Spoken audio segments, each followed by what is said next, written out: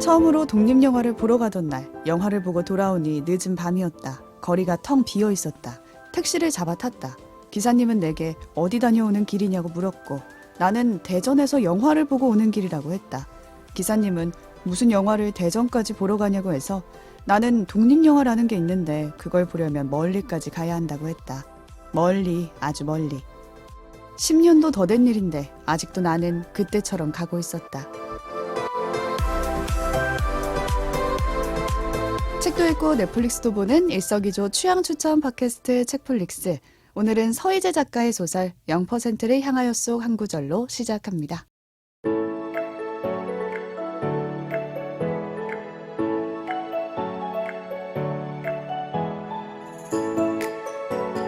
안녕하세요, 책디입니다. 오늘도 오지와 덕PD 나와 계세요. 안녕하세요. 오지랖 넓은 오지입니다. 안녕하세요. 한때 독립영화를 덕질했던 덕PD입니다. 독립영화 덕질하는 분이 우리 주변에 있었다. 계셨군요. 그렇군요.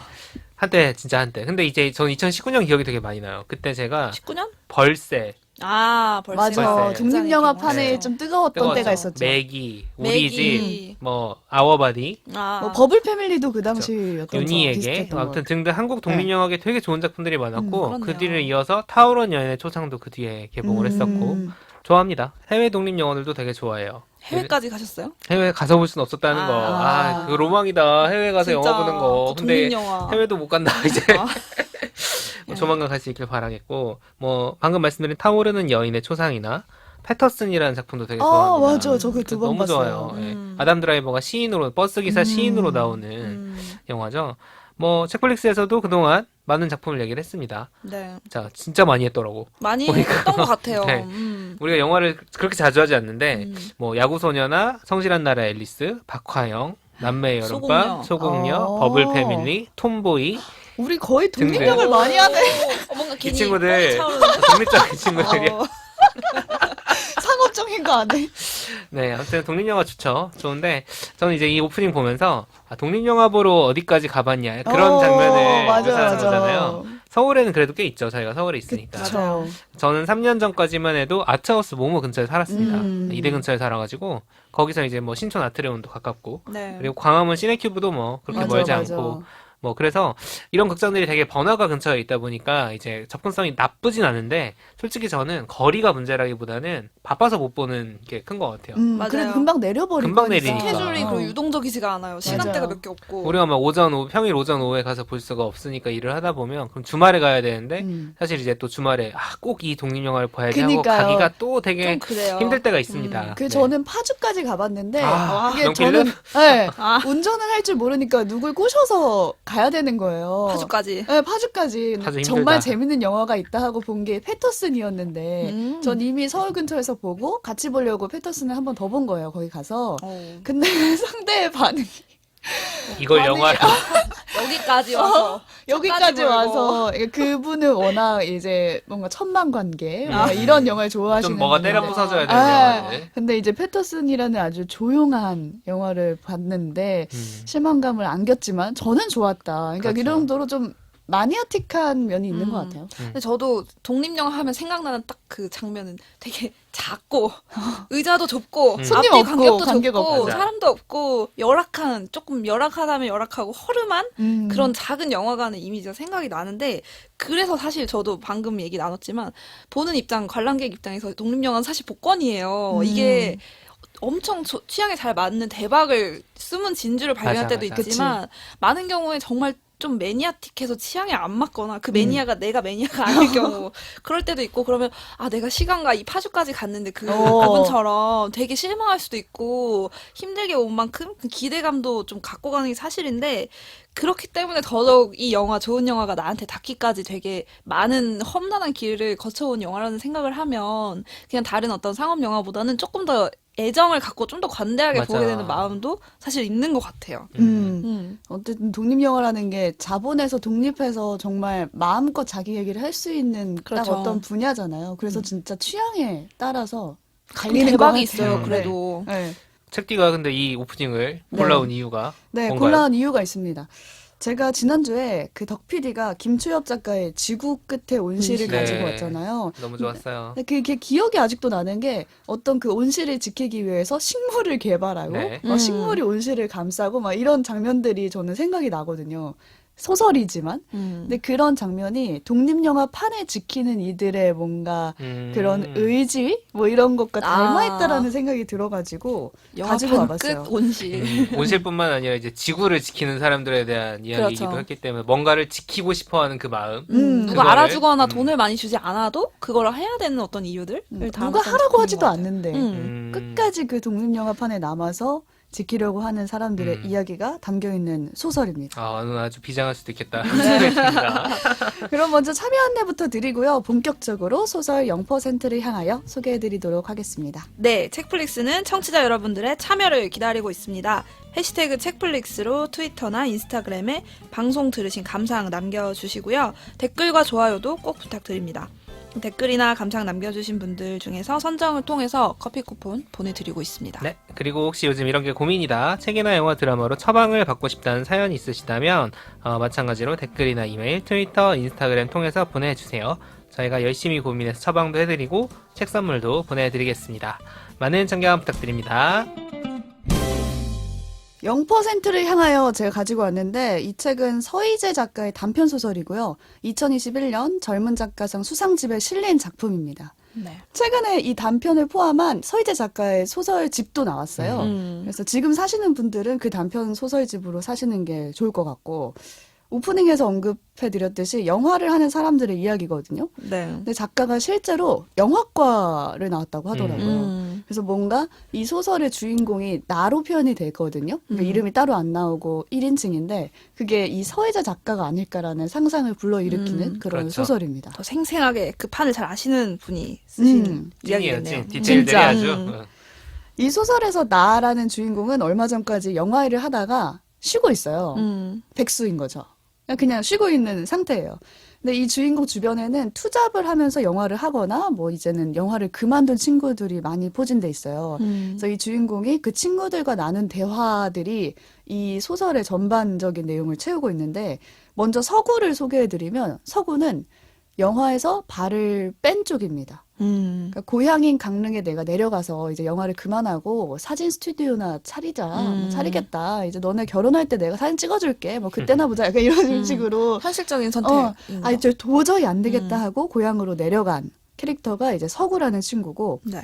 지혜라는 친구는 영화의 발을 한쪽 한 발 걸쳐놓고. 걸쳐놓고 왜냐면 돈이 있어야 되는데 영화로는 돈이 안 벌리니까 애들을 과외하면서 번 돈으로 영화를 찍는 그런 친구인 거예요.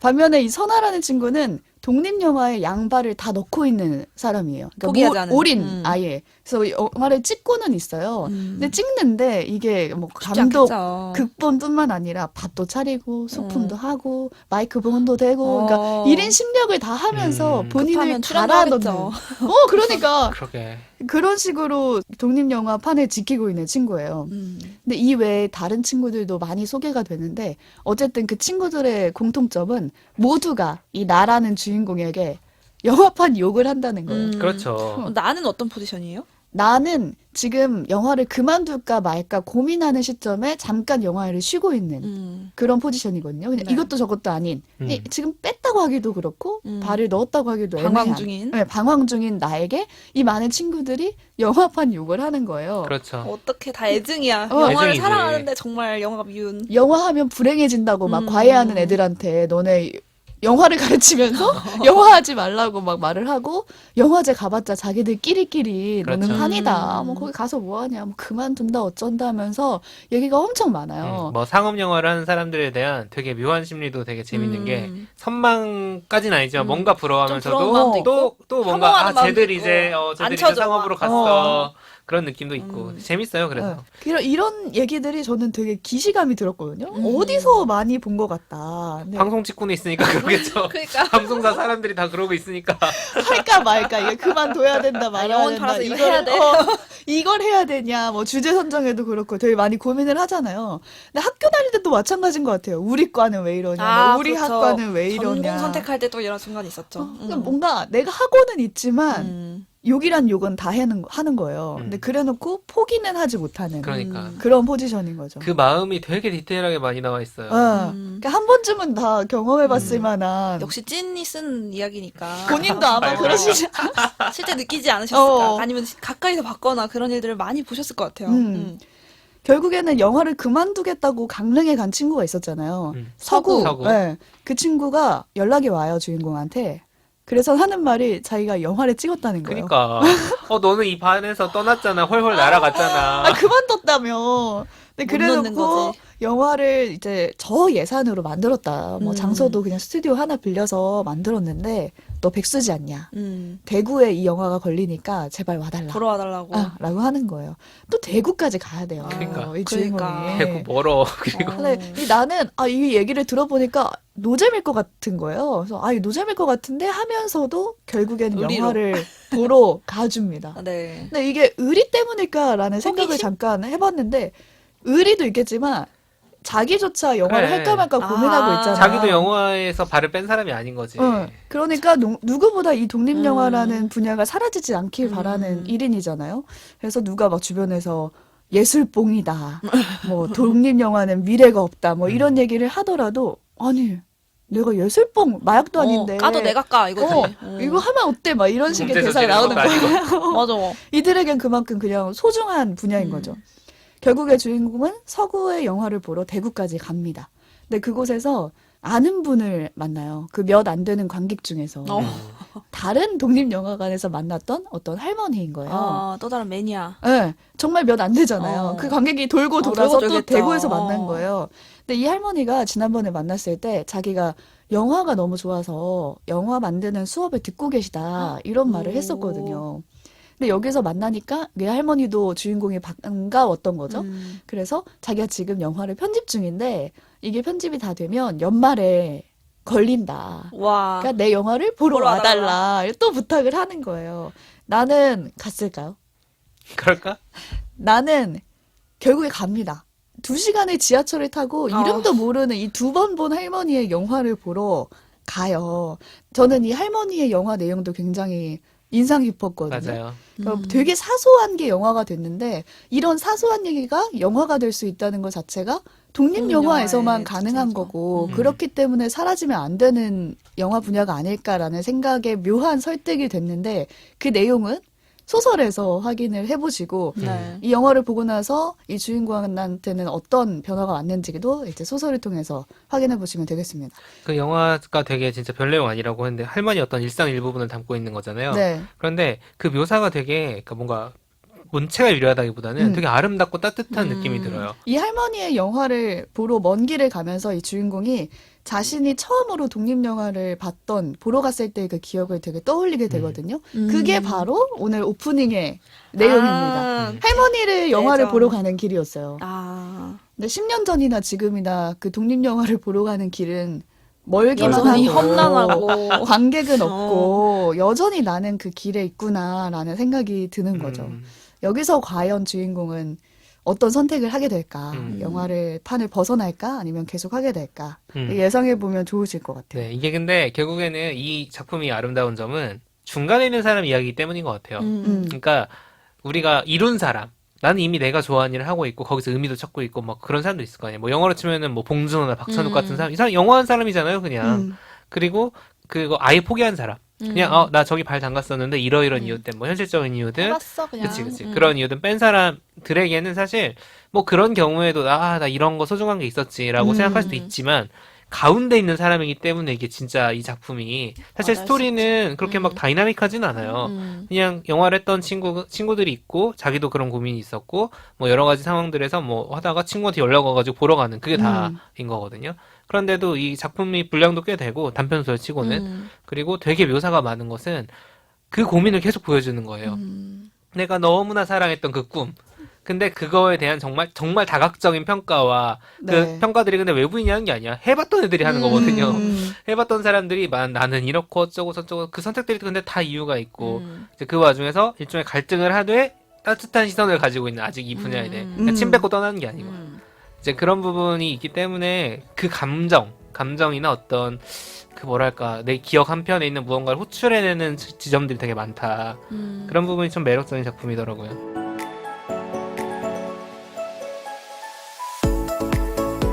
그 호출해내는 기억이 있다라는 말이 저도 공감이 되는 게 저는 이 장면을 읽으면서 이 사람들한테 독립영화라는 건 이 사람의 시간, 나의 생각, 내 가치관, 내 모든 게 다 담긴 그냥 분야인 거예요. 그러니까 포기할 수가 없는 거예요. 독립영화를 보러 간 오래전의 그 시간, 그리고 그곳에서 만났던 사람들, 그걸로 인해서 내가 생각이 바뀌고 가치관이 생긴 거잖아요. 근데 그런 공간과 그런 분야를 어떻게 이 사람들이 포기할 수가 있겠어요. 그렇지.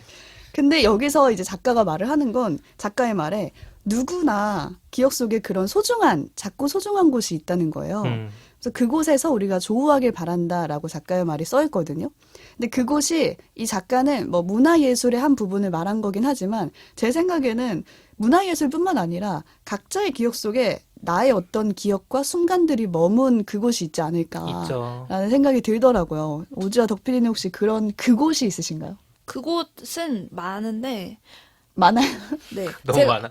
제가 하나만. 제가 되게 이게 웃긴 게 저랑 이제 지금의 남편이 연애 시절에 징크스가 있었는데 둘이 처음에 썸 탈 때 갔던 어떤 음식점, 카페, 술집 이런 게 다 없어졌어요. 아, 그래서 슬프다. 그때 그게 안 좋은 게 심지어는 어떤 집은 길을 걷고 있는데 불 탔더라고요. 아이고. 어머, 뭐야 했더니 이틀 전에 불이 크게 났대요. 야, 이 친구들 안 되겠다. 출입 금지 써야 되는 거 아니야? 썸 탈 때 갔던데 다 리스트 내봐. 그래서 거기가 다 심지어 불 탔을 정도로 다 사라지고 그게 안 좋은 게 그냥 없어졌다 이게 아니라 거기 가서 떠올릴 수 있는 추억이 사라졌잖아. 그치. 이게 추억팔이를 해야 그러니까. 되는데 거기 그 공간에 똑같이 가 있을 수가 없잖아요. 아무리 물리적인 땅은 똑같이 있어도 그 분위기나 감정들이 다 없어지더라고요. 맞아. 근데 제가 그래서 기억에 가장 오래 남은 그 환경은 뭘까 생각해봤더니 제가 오래 살았던 아파트 단지가 있어요. 재건축을 앞두고 있는.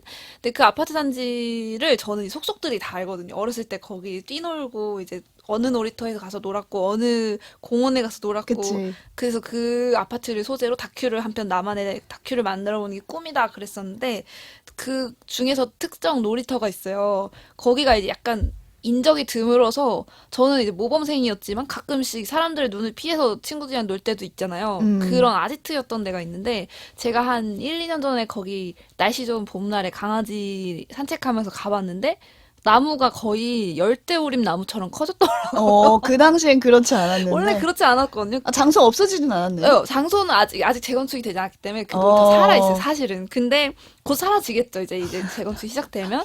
근데 거기에 예를 들면 제가 중학교 때인가 퀴즈 했던 그것도 있고, 이게 표시했던 게 있었어요, 친구들이랑. 거기 놀이터 기구도 제가 다 손때 묻은 놀이기구인데, 아직 있어요. 놀랍게도. 거의 썩어 문드러졌죠. 이 벤치도 거의 썩어가요. 근데 아직 있는데 그게 되게 저는 제가 커졌는데도 나무도 똑같이 커져가지고 똑같더라고요. 옛날이랑 느낌이. 그래가지고 그게 안 없어졌으면 하고 있는데 어떡해요, 재건축이라면서. 없어질 것 같아요.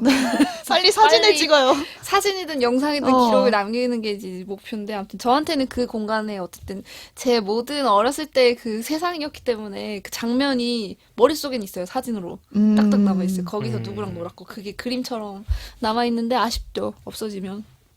저는 이 작중인물들이 모여서 노는, 술 마시고 노는 공간이 있습니다. 젊었을 시절이라고 해야 될까? 영화를 함께 공부하던 시절에 그 아까 이제 책디가 얘기한 서구 지금 이제 마지막에 또 나는 영화 그만둘 거라고 하더니 주인공을 꼬셔가지고 영화 보러 와라라고 했던 그 서구가 이제 같이 영화 공부하던 시절에 방을 하나 쓰고 있는데 그 방에 빔 프로젝터를 설치를 한 거야. 아지트지, 아지트가 돼버렸네. 영화과 학생들이 영화 공부하는 사람들이 빔 프로젝터 설치된 방에 가면 뭐 하겠습니까? 술을 마시겠죠. 주구장창 놀면서 영화 보고 술 마시고 먹고 영화 영화 보고 그냥 보고. 엎드려 자고 뭐 그러겠죠. 이제 그런 공간, 나에게 그런 공간이 어딘가를 생각을 해봤는데 제가 이제 2000년대 중반 학번인데 소위 학사주점이라고 하는 게 아직 저 회사 학사주점? 그러니까 잔재죠 거의. 그때도 이미 없었으니까 막 사람들이 모여서 기타 치면서 민중가요나 포크송 부르기도 살롱이죠, 하고 살롱. 예. 운동권들 많이 오고 뭐 그런 그러니까 사장님을 되게 이모님이라고 부르며 개인적인 친분도 있는 그런 술집이 하나 있어요. 그러니까 되게 작중 모의를 하고. 그렇죠. 근데 뭐 거기서 막 전략 짜고 이러진 않아요. 술 먹으러 가는 거. 작정모의를 빙자한 이제 헛소리를 그쵸? 하고. 네.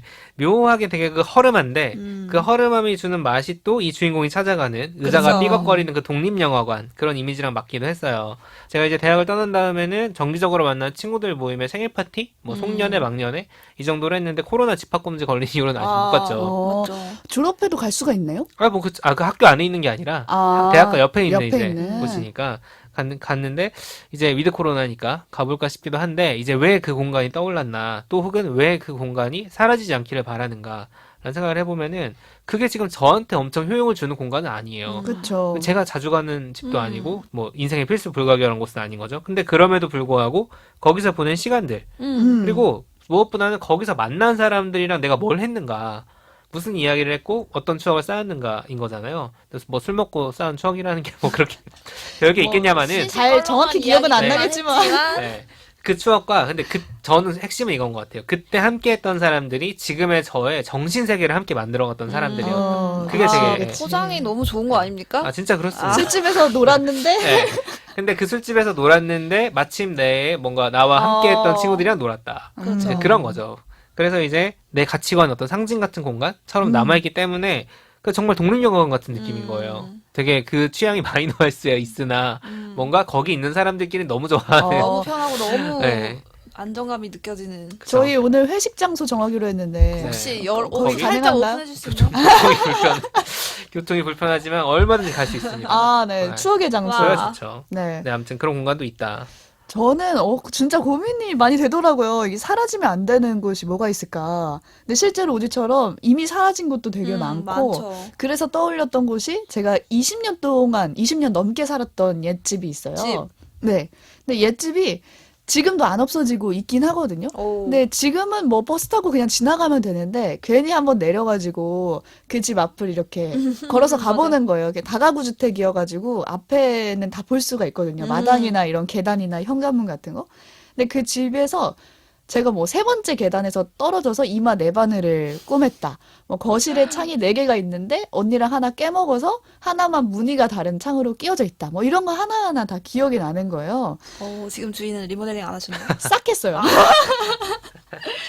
싹 해서 그런 옛 모습이 많이 없지만 마음속에 남아 있으니까. 그래도 뭔가 거기 지날 때마다 그냥 사라지지만 않았으면 좋겠다. 이 집 오래 가지고 계셨으면 좋겠다. 그냥 그런 마음만 있는 거죠. 그럴 수 있지. 그냥 작가가 말한 대로 그냥 우리가 처음으로 무언가를 경험해 본 곳 아니면은 어떤 걸 좋아했던 거 그게 다 작고 소중한 그곳으로 남아있는 게 아닐까라는 생각을 해봤습니다. 네, 청취자분들도 이 작고 소중한 사라지지 않길 바라는 공간 있으시면은 남겨주시면 그것도 되게 네. 좋겠네요. 그리고 저는 이거 읽으시면서 제목의 의미도 좀 나눠주시면 안 그래도 좋을 것 같아요. 궁금했어요. 0%를 향하여. 보통은 100%를 향해 가지 않나요? 그래서 저는 여기서 0%를 향하가 무슨 의미인가 생각을 해봤는데 적어도 제가 주관적으로 생각한 거는 독립 영화가 점점 사라져가는 게 0%를 향해 가는 것 같지만 이 나라는 주인공과 친구들, 소수의 관객이 있으면 0.3이나 0.5잖아요. 그러니까 0%를 향해서 가는 길이지만 결국엔 0이 되지 않는 0이 아닌. 네, 그런 의미로 판단을 했고 마이너스도 아닌. 근데 제 친구는 이 제목을 독립 영화의 수익이 나지 않는 그 구조를 생각했대요. 마이너스에서 이게 그 분기점으로 손익분기점을 향해 가는. 안 돼. 계속 그런 걸 여기는 좋은 떠올렸다고. 거구나. 각자 전환의 그 시작점. 근데 또 작가의 해석을 보니까 또 역시 작가는 작가인 게 어. 이 0이라는 숫자가 있으므로 없는 게 아니라 다시 시작하는 의미가 될 수 있다라고 오. 하더라고요. 근데 그거 되게 영화 배운 사람 같다. 오. 텍스트적이라기보다는 있다 없다 어떤 이런 개념화. 그래서 저는 처음에 이게 이해가 안 돼서 왜 그렇지 했는데 0이 결국에는 뭐 19, 87 이렇게 밑으로 내려오면 0이 끝인데 0에서 시작하기도 하잖아요. 0, 1, 2, 3, 4 이런 식으로. 오, 영의 재발견이네요. 네, 그래서 없음과 시작을 의미한다라고 합니다. 근데 아마 또 읽으신 분들마다 조금씩 또 해석이 다르지 않을까요? 네. 네, 그 의미도 나눠주시면 좋겠습니다. 사실 저 이 책을 이제 다시 보면서 원래 이제 올해 젊은 작가상 나왔을 때 또 연례 행사 아니겠습니까? 한번 읽어줘야 한번 되는. 읽어주는. 읽은 다음에 그 다음에 이번 책디가 소개한다 그래서 다시 읽었는데 다시 읽으면서는 보이는 게 그거더라고요. 그러니까 이 사람들이 영화로는 먹고 살기 힘들다고 하면서도 영화인이 되겠다는 꿈과 관련된 일을 계속하는 거야. 음. 과외를 막 하잖아요. 영화 맞아. 배우겠다는 애들한테 과외를 막 하고. 근데 영화 하지 말라 그래. 근데 영화하지 말라. 근데 그러면서도 계속 그걸 해. 그러니까 이게 그리고 막 그 작중에 그런 인물도 나오죠. 예전에 저한테 영화를 가르쳤던 분이 어떤 분이 있었는데 뭐 그분은 잘 된 것 같다, 못 된 것 같다 했을 때 잘 안 된 것 같지만 그 사람이 남긴 꿈을 가지고 또 노력하는 사람들도 있거든요. 그러니까 이게 되게 우리가 서로 뭔가를 흩뿌리면서 살고 있는 건데 서로 영향을 주고 있는 거잖아요. 근데 그게 이 작품으로 치면 영화죠. 내가 영화에 대해 가지고 있는 태도가 내가 어떻게 바뀌는 거랑 관계없이 내가 뿌린 씨앗은 알아서 자라는 건 거야. 나는 영화를 포기했지만 그리고 나는 영화는 이제 안 된다고 생각을 하지만 그 누군가한테는 이미 꼭 그 사람 다른 결과를 내놓을 수도 있는 거거든요. 그런 부분도 되게 재밌게 보이더라고요. 저희도 지금 흩뿌리고 있는 걸까요? 그럴까요? 책플릭스가 흩뿌리고 있다. 모두가 이제 뿌리고 젊은 있다. 작가상을 읽기 시작하시고 갑자기 독립영화 관객수가 늘어나고. 1%에서 막 2%가 되고. 막 이렇게 수요일마다 이렇게 하는 짓들이 가끔씩 무용하진 않을 수도 있다. 네. 네 그런 희망을 가지고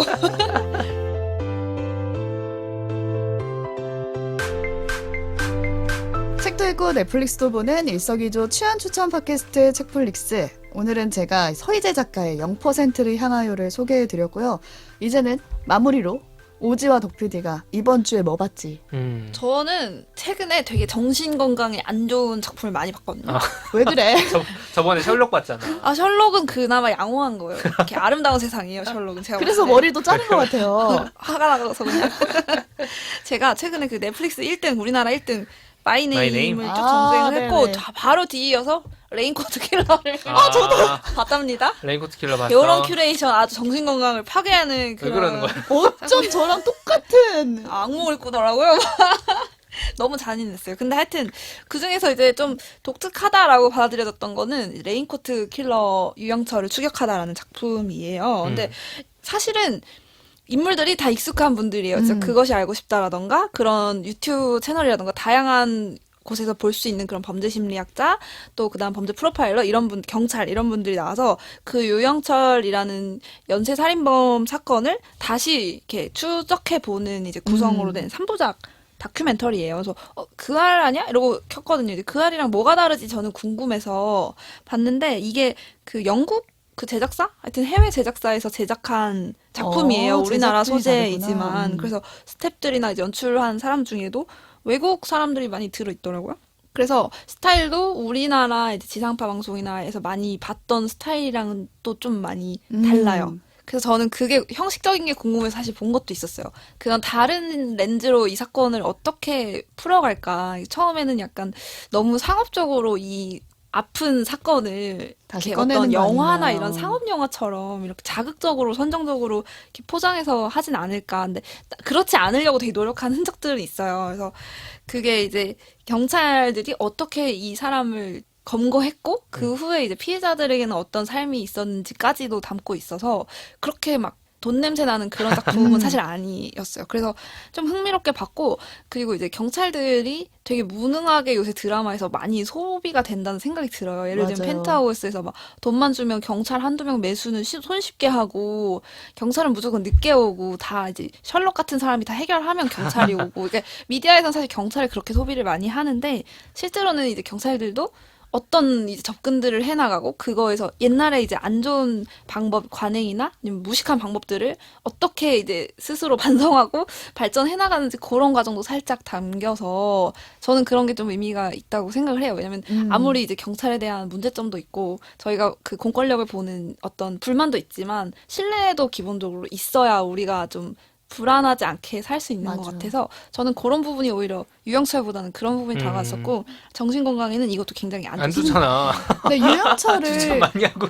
마법사에서도 다뤘었고 꼬꼬무에서도 다뤘었고 맞아요. 최근에 진짜 많이 이 유영철이라는 살인마를 다뤘었거든요. 영화도 이 사람을 모티프로 나왔었고 나왔었고 그래서 저는 다른 얘기가 뭐가 있을까를 중점으로 봤었는데 유족의 얘기가 되게 네, 인상적이었어요. 이 수사 과정과 이 유족의 이야기가 저는 가장 독특한 지점이었던 것 네, 같아요. 그래서 모르는 얘기도 들어가 있으니까 한 번쯤 보시는 것도 근데 그 좋을 디테일, 것 같아요. 진술의 디테일이 좀 잔인해서 제가 정신건강을 미리 주의보를 드렸지만 다큐 자체는 되게 그래도 좀 이렇게 묵직하게 잘 만들었다는 느낌은 받았습니다. 네. 그래서 네. 한 번쯤은 이제 새로운 좀 스타일의 다큐 보시면 좋을 것 같아요. 자, 정신건강에 좋은 작품. 아, 정신건강에 좋은 작품 절대 아닙니다. 큰일 났네. 상의 좀 이 하고 사람 저희 들어와. 다좀 파괴적인가 봐요. 저희가 진짜 막 가져오기 때문에 찐입니다, 대신. 제가 지난주에 휴가 다녀오지 않았습니까? 아, 맞아요. 너무 부러웠죠. 휴가 때 들고 간 책. 휴가니까 SF를 한번 봐야겠다. 라는 생각을 했고, 제가 현실에서 벗어나는 그쵸. 저 온실 때도 SF를 보지 않으셨나요? 그치. 근데 그것도 약간, 그거 벗어나, 사실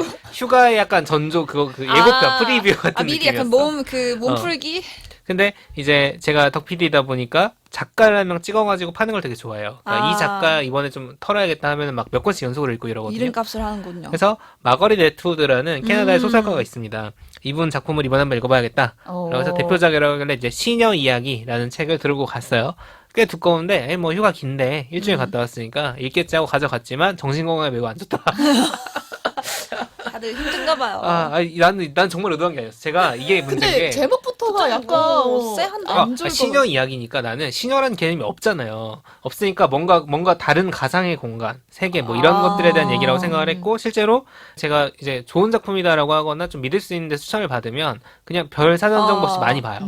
진짜 그냥 들어가는 걸 선호하기 때문에 자 어쨌든 방금 말씀드린 대로 시녀는 없잖아요. 지금 시녀가 있는 세계가 아닙니다. 그러니까 크게 보면 SF고 가상의 역사적 상황을 다루고 있어요. 그러니까 과학적인 사실이 뭐가 다르다기보다는 역사적 상황이 다른 건데 미국이 환경오염, 뭐 성병 이런 것 때문에 출생률이 막 떨어져서 혼란 상태에 빠진 거야. 그리고 기독교 원리주의자들의 정부가 들어섭니다. 이게 자, 지옥일 것 지옥, 같은데. 자 어떻게 지옥이 되느냐? 사람을 계급별로 나누는데 여성은 아내, 시녀, 하녀가 있어요. 또 시녀랑 하녀가 따로 있네. 여성은 그러니까 훨씬 더 이제 여성 비하적인 거죠. 근데 아내는 말 그대로 아내고 우리가 아는 아내고 하녀는 이제 집안이라는 사람이고 시녀는 노예인가요? 아내가 애를 못 낳으면 시녀가 대신 낳는. 대충 짐작했어. 왜냐면 성경 구약에 그런 관습이라고 하지 그런 사례가 나옵니다. 충격적이네요. 그러니까 이 구조를 만들어 놔요. 그러니까 제가 뭐 오늘 본격적 작품 소개하니까 지금 심플하게만 얘기하면은 벌써 정신건강. 안 좋아. 안 좋아. 그래서 이 구조를 만들어 놓고 저항하면 고문하고 죽이고 이렇게 폭력적인. 공도에 자, 자세한 얘기는 제가 나중에 네. 이거 드라마가 됐어요. 그래요? 그 작품을 소개하려고 간단히 넘어가는데 이 말도 안 되는 설정에서 무시무시하네요. 진짜 말도 안 되는 설정이잖아요. 어떤 소설적인 재미 또 이게 페미니즘 비편에서 되게 의미 있는 작품이 되는데 그런 게 나오느냐. 주인공을 비롯해서 이 여성들은 억압이 없던 시절의 경험을 가지고 있는 사람들이잖아. 그러니까 자유롭게 살고 있었어 원래. 처음부터 그 신분이 세팅된 게 아니었죠. 그치, 그게 아닌 거야. 그런 상황에서 갑자기 아이를 낳는 도구 취급을 당한단 말이에요. 근데 그게 유일한 살 길인 거야. 그랬을 때 이 억압과 금지에 둘러싸인 상황에서 어떤 욕망이 피어오르는가. 이게 진짜 대놓고 야한 장면은 하나도 없거든요. 성관계 장면이 있긴 한데 거의 번식이야 진짜 그냥. 그래서 성관계가 전혀 에로틱하지 않아요. 오히려 끔찍해. 근데 이 억압과 욕망이 숨막히는 정말 그러니까 성관계 장면이 아닌 다른 욕망과 그런 것들이 성적 긴장감을 불러일으킨 진짜. 읽다가 막 오씨 소름이 되게 다른 방식으로 돋는 거야. 그러니까 드라마가 접근성이 좋기 때문에 제가 이제 이걸 소개를 하려고 하는데 이 심리묘사는 책이잖아요 사실. 그렇죠. 그래서 꽤 두껍긴 하지만 이 책을 한번 궁금하신 분들은 찾아봐도 좋을 것 같습니다. 시녀 이야기. 드라마는 어디서 볼 수 있어요? 왓챠의 핸드메이즈 테일이라고 있습니다. 네, 제가 지금 보고 있어요. 휴가에 힘들어. 적합한 작품이었던 것 같기도 해요. 그래? 이게 휴가였으니까 참았지. 그러니까 되게 그 감각적 만족을 주는. 완벽한 자연을 보면서 힐링하다가 이제 밤에 들어와서 1시간씩 보는. 파괴. 아니 왜 휴가 가서 왜 그런 거야? 아무튼 뉴스는 안 봤으니까. 네. 수고하셨습니다. 알겠습니다. 여러분도 혹시 보신 게 있다면은 의견 나눠주시면 좋겠고 오늘 작품에 대한 댓글도 환영합니다. 누구든지 얼마든지 댓글 남겨주시면 저희가 답변 성실하게 다세요. 좀 달아라.